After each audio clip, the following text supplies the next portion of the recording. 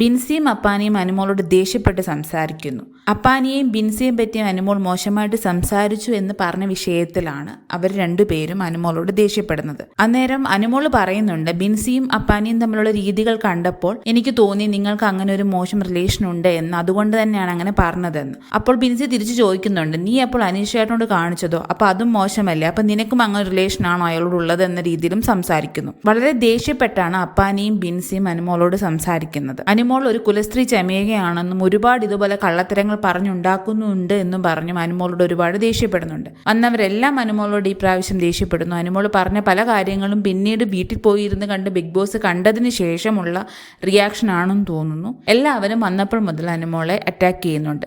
ചിലതൊക്കെ ശരിയായിരിക്കാം, എങ്കിൽ പോലും ഓരോരുത്തരുടെ കാഴ്ചപ്പാടല്ലേ. അനുമോൾക്ക് PR ഉണ്ട് എന്ന് പറഞ്ഞു തന്നെയാണ് എല്ലാവരും അനുമോളോട് ദേഷ്യപ്പെടുന്നത്. PR ഉള്ളത് കൊണ്ട് മാത്രമാണ് ഇത്തരം കള്ളത്തരമൊക്കെ കാണിച്ചിട്ടും അനുമോൾ ഇവിടെ പിടിച്ചു നിൽക്കുന്നതെന്നും പറയുന്നു. നിങ്ങൾക്ക് എന്ത് തോന്നുന്നു? അനുമോൾ ഒരു നല്ല ഗെയിമറാണോ അതോ PR ബലത്തിലാണോ അനുമോൾ ഇവിടെ നിൽക്കുന്നത്?